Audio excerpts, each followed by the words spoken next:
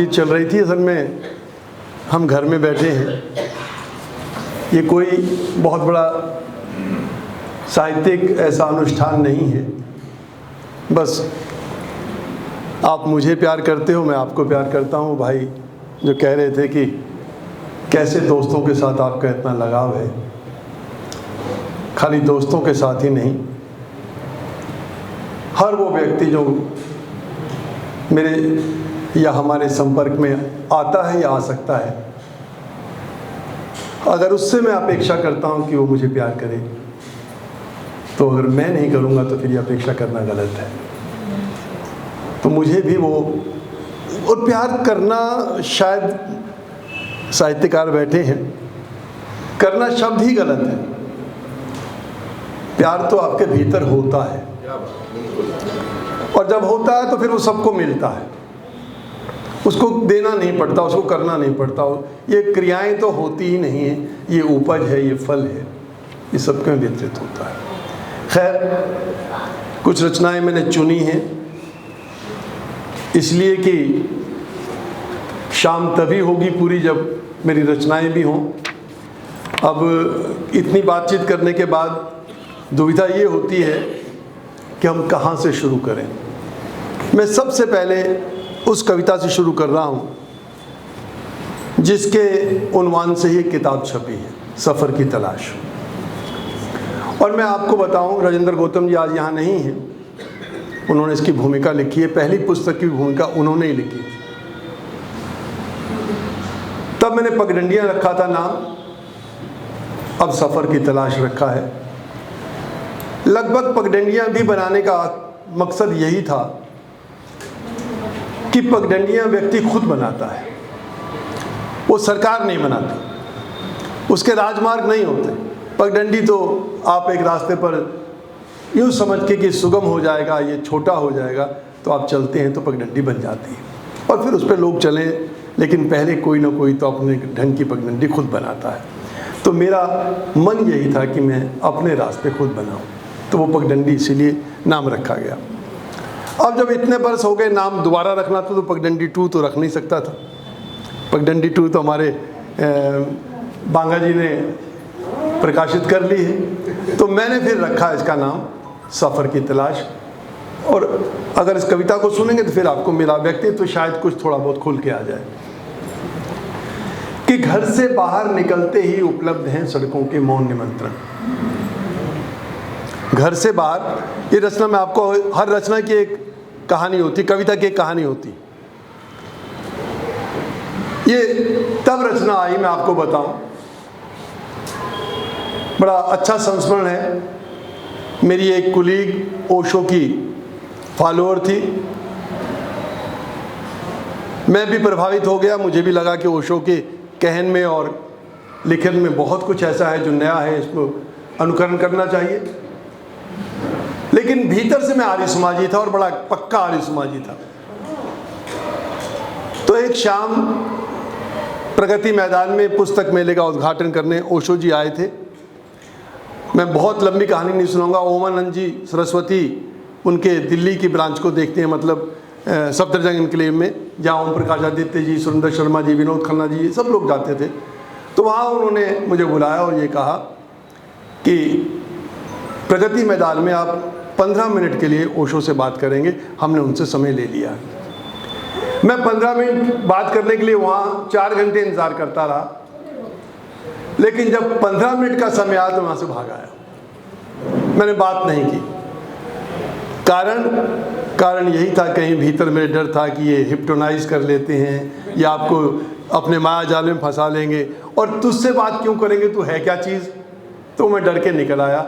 मैंने उससे बाद फिर ये रचना लिखी है। इसकी कहानी है कि घर से बाहर निकलते ही उपलब्ध हैं सड़कों के मौन निमंत्रण। सभी देती हैं आश्वासन, पहुंचा दूंगी एक निश्चित मंजिल पर, अगर मेरे साथ चलो। हर दूसरी तीसरी सड़क देती है इसी प्रकार का निमंत्रण, चलो मेरे साथ चलो। और हर सड़क के प्रारंभ में ही लिखा है मंजिल का नाम।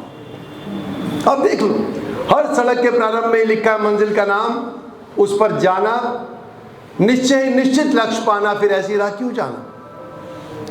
मैं नहीं जाता उन राहों पर जिन्हें पहले से रौंदा गया हो, बनाना चाहता हूँ राह नई, बिल्कुल नई।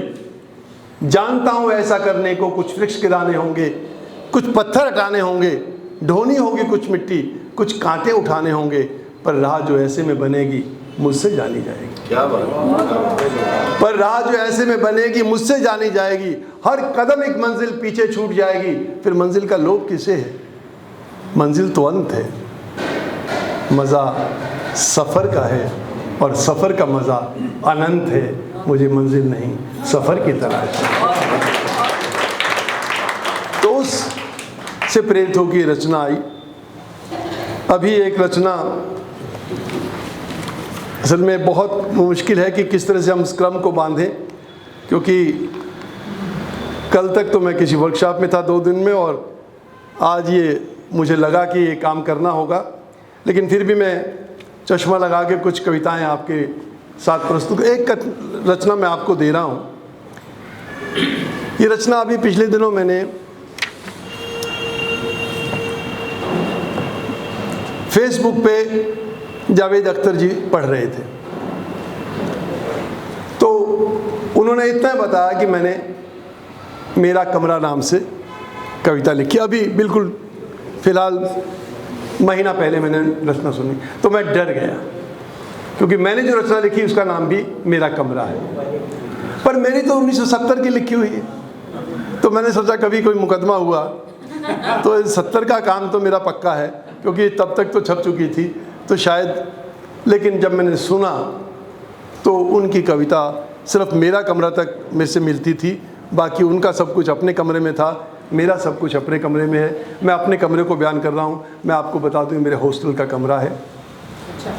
और जब मैं वहाँ से आया हूँ तो बहुत दिन तक मुझे लगा कि मेरा कमरा क्या था, तो मैं उस पर सीधी सीधा बात करता हूँ। मेरा ये कमरा मुझे बरसों से जानता है, मेरी हर फितरत, हर आदत खूब पहचानता है। मेरा ये कमरा सुबह उठ जाता है मेरे जगने से पहले, सुबह उठ जाता है मेरे जगने के साथ, और सोता है मेरे सो जाने के बाद।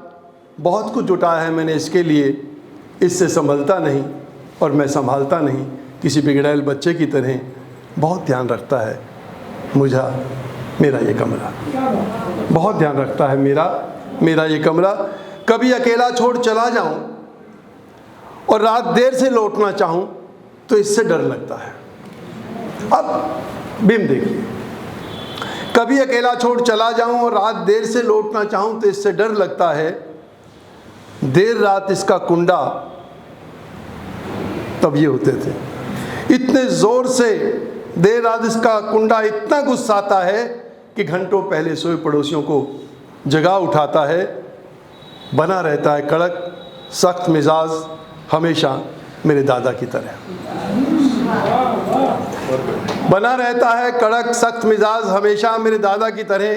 थोड़ी डांट, थोड़ा गुस्सा, फिर खुला प्यार दादी माँ की तरह। वो कब अच्छा बुरा सोचती थी, वो हर बात पे मेरा पक्ष लेती थी मेरी। इस कमरे में मैंने मुंह छाने से लेकर स्नातकोत्तर हो जाने तक की अवधि बिताई है। इस कमरे में मैंने मुंह छाने से लेकर स्नातकोत्तर हो जाने तक की अवधि गुजारी है, और अब नौकरी की तैयारी है। हमेशा खुश रहा है मेरे साथ मेरा ये कमरा। बिस्तर पर पड़े अनधुले कपड़ों के ढेर को कुर्सी पर बैठाकर खुद लेट जाता हूँ। नींद आए ना आए सपनों में खो जाता हूँ, और सपने आते रहते हैं इसके खुले दरवाज़ों से मेरे दोस्तों की तरह। लगता है ये जगता रहता है मेरे सो जाने के बाद भी, लगता है ये जगता रहता है मेरे सो जाने के बाद भी। जब कभी मन उदास, विज्ञान जी ज़रा सुनना है, जब कभी मन उदास, आंखें नम, गुमसुम, खामोश मौसम उतर आता है, तब थमाता है ये कलम मेरे हाथ और कहता है कुछ न कुछ लिख किसी डायरी या कागज़ पर कई बार लिखा है मैंने कई कागज़ों पर उसका नाम या उसके नाम कोई पैगाम। अब ये कौन है आप समझ सकते हैं। कई बार लिखा है उसका नाम या उसके नाम कोई पैगाम, जो संभाल रखे हैं इसने सारे के सारे। बेशक उसको खबर नहीं है, पर ये तो वैसा बेखबर नहीं है, नहीं देख सकता ये मुझे उदास, किसी अच्छे अभिभावक की तरह, किसी अच्छे अभिभावक की तरह। माँ से मिलकर आता हूँ तो इसमें से खुशबू आती है माँ के लड्डुओं की। माँ से मिलकर आता हूँ तो इसमें से खुशबू आती है माँ के लड्डुओं की। ये भी मेरी माँ की तरह मुझे लड्डू खिलाता है। फैल जाता है मेरे दोस्तों के आने पर। ट्रंक, मेज़, चारपाई, चटाई, कुर्सी, तेल के डिब्बे पर सब बैठ जाते हैं और इसके हाथों लड्डू खाते हैं। खाते खाते अपनी बात, अपनी कथा, अपनी कविताएं सुनाते हैं, और जिनमें से बहुत सी याद हो गई हैं इसे किसी तोते की तरह, जिनमें से बहुत सी याद हो गई हैं इसे तोते की तरह। अब देखिए इस कविता को मैं किस तरह से समेटता हूँ। बहुत कुछ है मेरे पास, टूटा फूटा कचरे जैसा, टूटी छतरी, बंद घड़ी, कुल्लू टोपी, फैंसी छड़ी, सेल विहीन पुरानी टार्च, बेकार कैसेट, घिसे रिकॉर्ड, ढेरों चिट्ठियाँ, ग्रीटिंग कार्ड, जिन्हें आप बेकार कहेंगे पर मुझे बहुत प्रिय हैं। किस कारण ये आप नहीं समझ पाएंगे, ये जानता है मेरा ये कमरा। और सब समेटे लेटे लेटे सोचता हूँ जब ये शहर छोड़ चला जाऊँगा दूर कहीं, अन्यत्र कहीं, किसी अन्य शहर में, तब छोड़ना होगा मुझे ये कमरा भी। यहाँ मेरा दर्द आप देखेंगे। छोड़ना होगा मुझे मेरा ये कमरा भी, लेकिन जब कभी अन्यत्र कहीं किसी अन्य कमरे का दरवाज़ा खोलूँगा तो मुझे ये कमरा बहुत याद आएगा। शायद भूल जाए वो सब कुछ जो पाया मैंने इस कमरे में रहकर, पर जो नहीं पा सका इस कमरे में रहकर वो कभी नहीं भुलाया जाएगा, वो कभी नहीं भुलाया जाएगा इस कमरे में। ये आपके मापदंड पे खरी उतरती हो तो कुछ रचनाएं, जैसे अभी एक रचना जिक्र आ रहा था कि मछलियाँ या पगड़ियाँ, व्यंग है। तो आपके ज़िम्मे है ये काम कि आप मुझे 6:15 बजे तक रोक लेंगे तो मुझे कोई दिक्कत नहीं है। अब इस समय क्या समय है वैसे भाई देवी? नहीं मतलब 15-20 मिनट में और पढ़ सकता हूँ, इतना पढ़ूंगा मैं।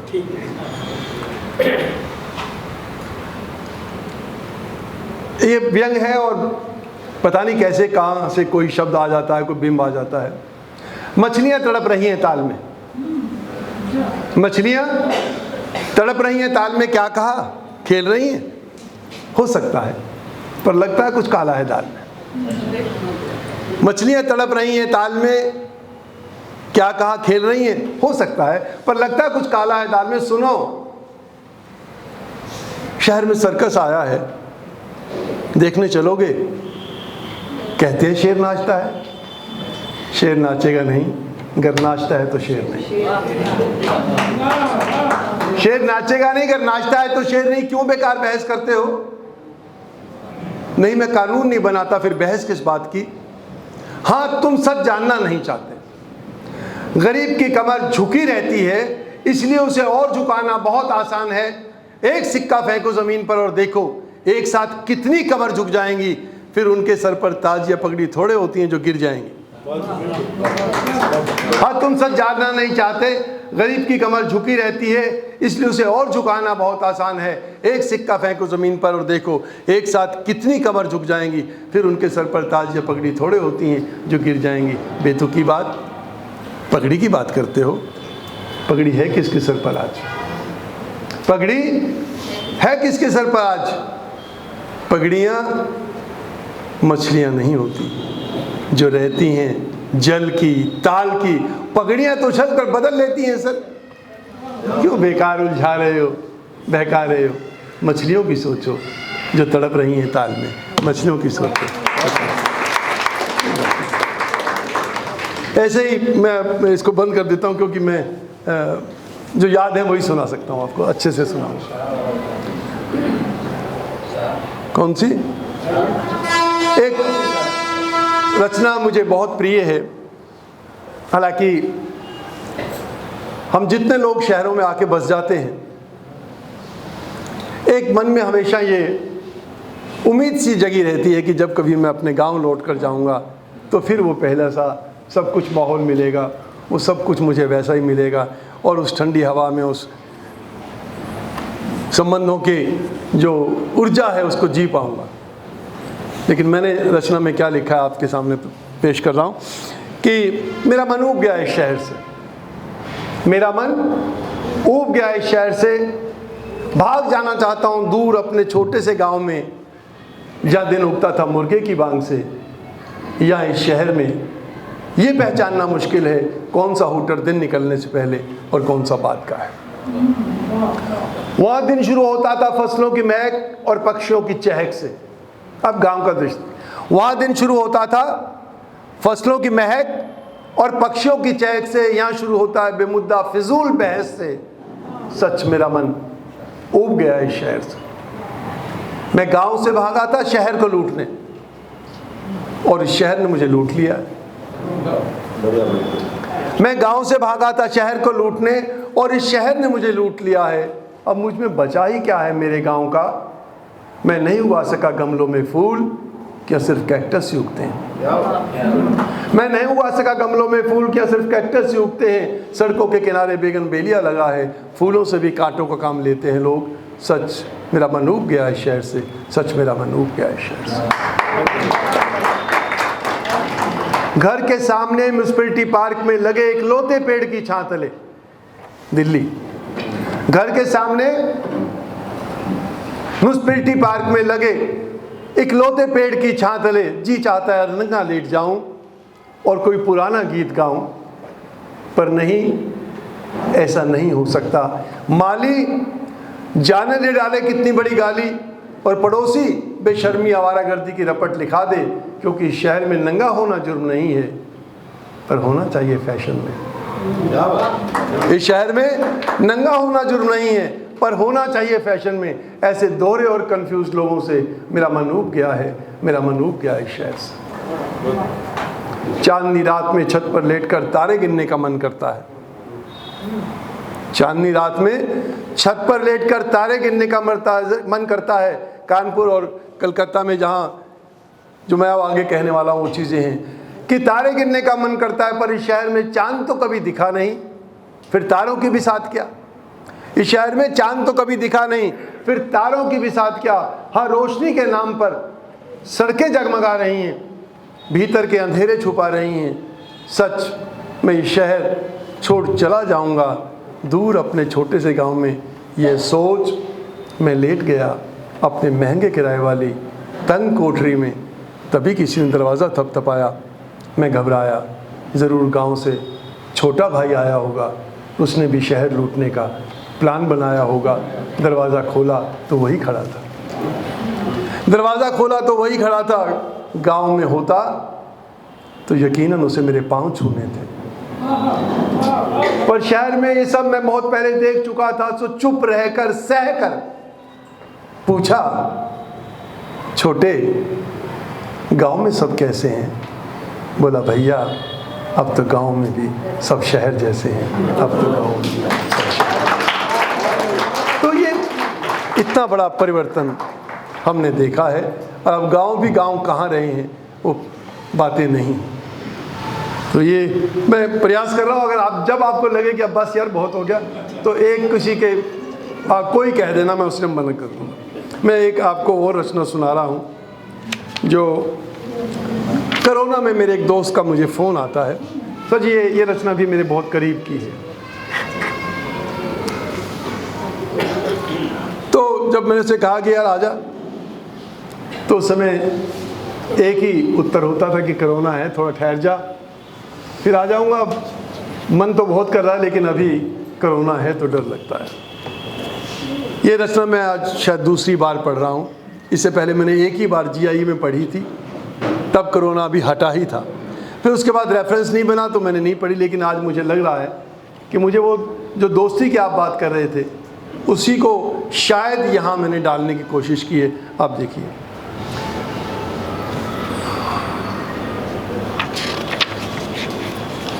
लिखा है मैंने कि कल जब तुम मेरे जाने का समाचार पाओगे तो सह नहीं पाओगे। कल जब तुम मेरे जाने का समाचार पाओगे तो सह नहीं पाओगे, सब छोड़ दौड़े चले आओगे, रोओगे, चिल्लाओगे, गले से लगाओगे, पर मैं तुम्हें देख नहीं पाऊंगा, पर मैं तुम्हें देख नहीं पाऊंगा। बाद में आने से अच्छा है तुम आज ही चले आओ, मैं आज तुमसे मिलना चाहता हूँ, तुम आज ही चले आओ। बैठेंगे, बतियाएंगे, यादों को दोहराएंगे, भाव की नाव पर अतीत की नदी में दूर तक जाएंगे। भाव की नाव पर अतीत की नदी में दूर तक जाएंगे, ठहरे हुए पानी में कुछ हलचल मचाएंगे, चित्र कई उभरेंगे, देखेंगे, मिटाएंगे, गुजरे हुए लम्हों का सुख पुनः पाएंगे। अच्छा है तू आज ही चला, अच्छा है तू आज ही चला। कल जब मेरे जाने का समाचार पाओगे, सह नहीं पाओगे, पार्थिव पड़ी देह पर आंसुओं की झड़ी से स्नेह बरसाओगे, पर मैं कहाँ अनुभव कर पाऊंगा, खुशबू से तुम्हारी वंचित रह जाऊंगा। अच्छा है तुम आज ही चले आओ, तुम्हारी बातों से, तुम्हारे बोलों से हमेशा फूल ही झरते हैं जो हर कोने को खुशबू से भरते हैं। तुम्हारे आने से सब महक जाएगा, हो सकता है तुम्हारे आने से अनहोनी टल जाए, संकट का पल निकल जाए। अच्छा है तुम आज ही आ जाओ, अच्छा है तुम आज ही आ जाओ। और इसका समापन यूँ क्या कि कल जब मैं चला जाऊंगा तब आओगे, स्मृति कोश के अलग अलग पन्नों से कितने किस्से खोज लाओगे, गिले शिकवे सब भूल कर मेरी खूबियाँ गिनाओगे, सब दोस्तों से अलग तुम मुझे अच्छा बताओगे, पर मैं सुन नहीं पाऊंगा। अच्छा है तुम आज ही चले आओ, मेरी खामियां, मेरी कमियां, मेरी त्रुटियां सब बताओ, लड़ो, झगड़ो, रूठो, मनाओ, जैसा हूं मैं उसे बेहतर बनाने का कोई सूत्र समझाओ। हम हिस्सा है एक दूजे का, ये एहसास कराओ। अच्छा है तुम आज ही चले आओ, अच्छा है, अच्छा है। वो स्थिति थी और हम घरों से बाहर निकलते हुए भी डरते थे, और तब ये मतलब कहीं बहुत गहरे से मुझे छू गया। और थैंक यू। विधायक जी का कार्यक्रम है शीतला कालोनी में, कार्यक्रम है ना, हाँ, मेरे का कुछ और।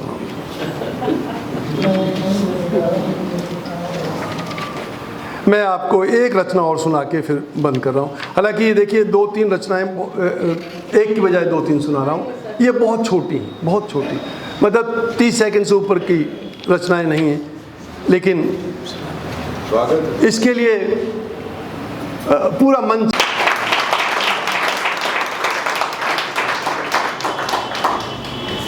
ये रचना भी कहीं रेखांकित की गई थी, ईर्ष्या।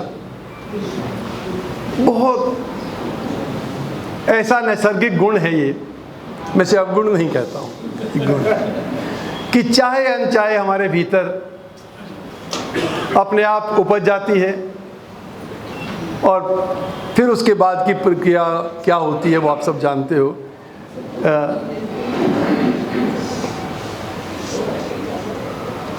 ईर्ष्या जनित आवेश में, सर जी, क्योंकि 30 सेकंड की रचना है तो आपको लेनी पड़ेगी। ईर्ष्या जनित आवेश में बाएं हाथ ने दाएं हाथ को काट दिया। आप समझ सकते हैं, दाएं का महत्व ज़्यादा होता तो बाएं को लगा ये क्या समझता अपने आप को। बस यहाँ से बात शुरू होती। ईर्ष्या जनित आवेश में बाएं हाथ ने दाएं हाथ को काट दिया और अपनी क्षणिक विजय के उल्लास पर आजीवन पछताता रहा, अपने समेत दाएं का बोझ भी उठाता रहा, अपने समेत दाएं का बोझ भी। क्या करोगी ईर्ष्या, अपने समेत दाएं का बोझ भी उठाता। एक रचना शोषण और ये तथाकथित पैसे वाले किस तरह से शोषण करते हैं, पता नहीं ये कितनी रचना मैं पहुंचाना चाह रहा हूं, बाकी आप स्वीकार कर लें। कुछ लोग अजीब तरह से गरीब भूखों का पेट भरते हैं। कुछ लोग अजीब तरह से गरीब भूखों का पेट भरते हैं, चंद सिक्के देकर उनके भूखे पेट में बरसों भूखा मरने को एक और पेट धरते हैं।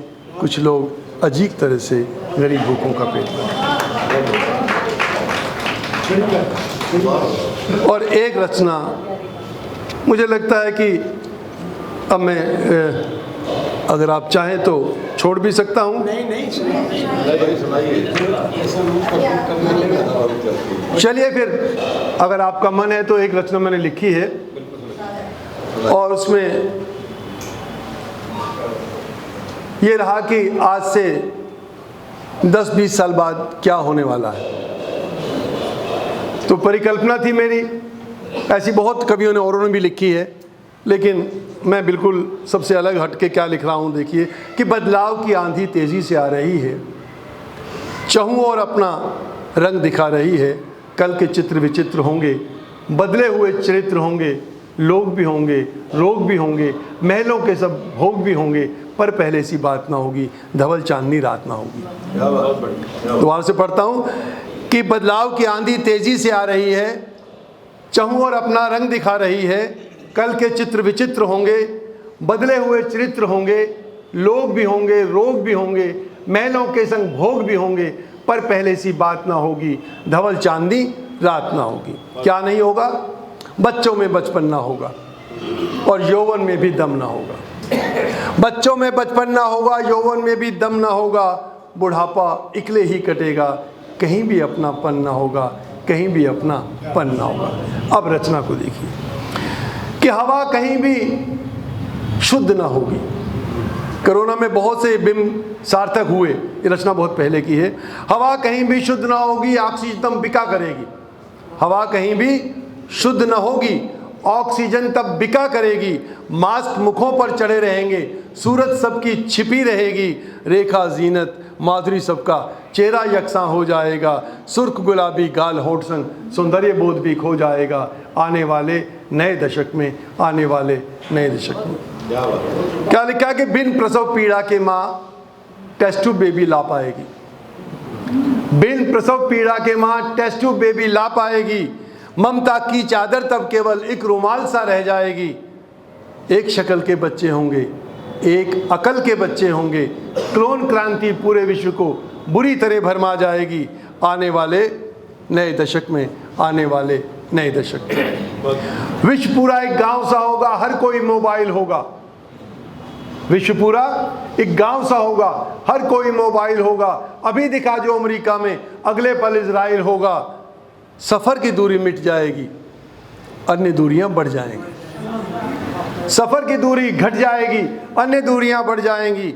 सब कुछ होगा, वक्त ना होगा, रिश्ता हर बेमतलब होगा। आने वाले नए दशक में, आने वाले नए दशक। और देखिए, शिक्षा पाने को फिर बच्चे विद्यालय नहीं जाएंगे। शिक्षा पाने को फिर बच्चे विद्यालय नहीं जाएंगे। उन्हें पढ़ाने खुद कंप्यूटर बन शिक्षक घर आएंगे। उन्हें पढ़ाने खुद कंप्यूटर बन शिक्षक घर आएंगे। शिक्षा से बच्चों का रिश्ता नई परिभाषा पाएगा। गूगल सबको दीक्षा देगा, गुरुदेव कहलाएगा। गूगल सबको दीक्षा देगा, गुरुदेव कहलाएगा। आने वाले नए दशक में, आने वाले नए दशक में मौतें होंगी पर न होंगी कहीं कभी कोई शोक सभाएं। मौतें होंगी पर न होंगी कहीं कभी कोई शोक सभाएं। दुख सुख में आने जाने की मिट जाएंगी सभी प्रथाएं। पुत्रों का कांधा देना भी लुप्त स्वतः ही हो जाएगा। रिश्तों की गर्मी का पानी ठोस बर्फ सा हो जाएगा। आने वाले नए दशक में, आने वाले नए दशक में मौतें होंगी पर न होंगी कहीं कभी कोई शोक सभाएं। दुख सुख में आने जाने की मिट जाएंगी सभी प्रथाएं, पुत्रों का कांधा देना भी लुप्त स्वतः ही हो जाएगा, रिश्तों की गर्मी का पानी ठोस बर्फ सा हो जाएगा, आने वाले नए दशक में, आने वाले नए दशक। यहाँ तक तो सब कुछ सच सिद्ध हुआ। एक मेरी परिकल्पना, फिर बाद में पता नहीं, कभी कभी मन करता है कि ये बहुत नेगेटिव है, कुछ हो जा, तो फिर मैंने इसको थोड़ा सा जो लिखा है, मैं चाहूँगा कि वो सच हो जाए और पहले वाले ना हो तो ज़्यादा अच्छा है। वो मैंने लिखा है कि अगर कहीं सच्चाई होगी तो भारत से आई होगी, अगर कहीं सच्चाई होगी तो भारत से आई होगी, अगर कहीं अच्छाई होगी तो भारत की जाई होगी। अगर कहीं सच्चाई होगी तो भारत से आई होगी, अगर कहीं अच्छाई होगी तो भारत की जाई होगी। ज्ञान सरद तट आने वाले फिर सारे सुख पाएंगे, संतों की इस पावन भू पर संस्कार बचे रह जाएंगे। विश्व गुरु फिर से दुनिया का मम भारत कहलाएगा आने वाले नए दशक में। मुझे लगता है अगर 6:15 बज गए तो मैं मदन भाई, आपकी इस रचना की वजह से मैं सवाल कर रहा हूँ कि कभी आपको छंदबद्ध कविता लिखने का मन नहीं किया? दोहा लो आज सुनो, एक छंदबद्ध भी सुन लो। अच्छा है, मैंने प्रयास किया है और एक कवि सम्मेलन में सुनाने का मौका भी मिल गया, क्योंकि वहाँ असल में होता क्या है कि लोग सब सुनाते हैं, तो मुझे भी लगा कि एक आध तो लिख ले। नित नए चेहरे लगाते आदमी को देखिए,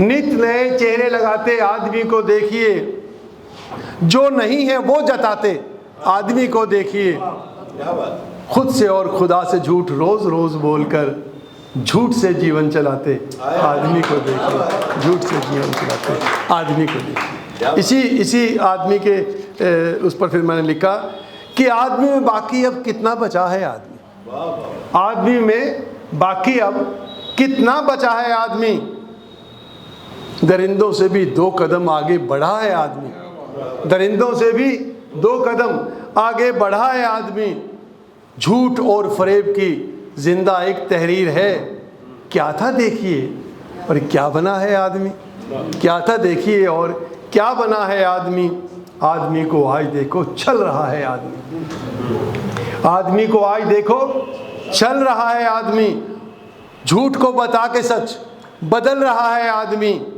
इल्म व अखलाक और तहजीब सारी छोड़कर स्वार्थ की गली में नित चल रहा है आदमी, आदमी को देखिए चल रहा है आदमी। और इसका आखिरी बंद है कि आदमी की ज़ात पर एतबार होना चाहिए, अगर आदमी है तो एतबार के काबिल तो होना ही चाहिए, आदमी की ज़ात पर एतबार होना चाहिए, हर भलाई में इसे शुमार होना चाहिए, नफ़रत और द्वेष का हो इस तरह से खात्मा कि आदमी को आदमी से प्यार होना चाहिए, आदमी को आदमी से। तो एक प्रयास किया था मैंने भी, और ऐसे कभी कभी शेर उतर आता है, तो एक शेर मैंने भाई साहब आपकी सामने कर तो नालायकी रहा हूँ, लेकिन कह देता हूँ कि हालात क्या थे क्या हो गए, हालात क्या थे क्या हो गए, भीड़ थे हम तन्हा हो गए, भीड़ थे हम तन्हा हो गए।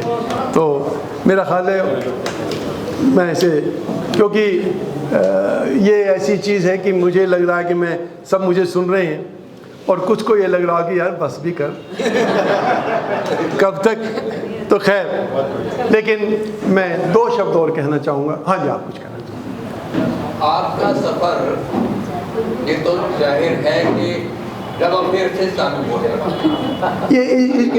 लेकिन पटरी से नहीं उतरा, उसका कारण हो सकता है कि उस वक्त की जो गर्लफ्रेंड होती हैं वो शायद ऐसी रही होंगी, किस तरह की कि बॉयफ्रेंड से बोली बाला मस्ती छोड़ बावले और ध्यान लगा पढ़ाई में या रास्ता छोड़ भागने।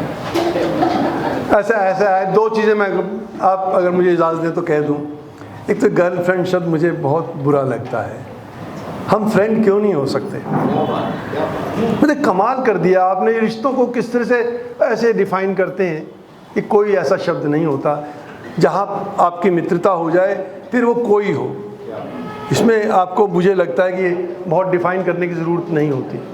और जब मित्रता होती है तो फिर मुझे लगता है, जो मैं उर्दू में कभी कभी कहता हूँ कि दोस्त वही हो सकता है जो दो का औस्त हो जाए, अर्थात एक हो जाए। दो का औस्त तो निकालोगे बटे दो करोगे तो एक हो ही जाएगा। तो मित्रता में कभी स्वार्थ, कभी ऐसी चीज़ें होती नहीं हैं। लेकिन ऐसा भी कोई मैं युग पुरुष नहीं हूँ कि मैंने प्यार किया तो बड़ी भारी, ये हो ही जाता है। मेरे बस की कहाँ थी, ये तो दूसरी तरफ से भी लगता है कि कोई बुला रहा है तो चले जाना चाहिए, तो वो स्थिति थी, ऐसा कुछ नहीं। ठीक है, मैं जो बात कहना चाह रहा हूँ बस उस पर ख़त्म करता हूँ। आप यकीन मानना, आपने बहुत कष्ट उठाया होगा यहाँ आने में, आपने बहुत सहा होगा मुझे सुनने में, लेकिन मैं पहले भी कह चुका हूँ, अब भी कह रहा हूँ कि इससे हसीन ज़िंदगी में मेरे लिए कोई शाम और हो नहीं सकती थी। इतने लोगों का प्यार, इतना एक साथ नहीं है। मैं आपका ऋणी हूँ, और आपका बहुत बहुत धन्यवाद।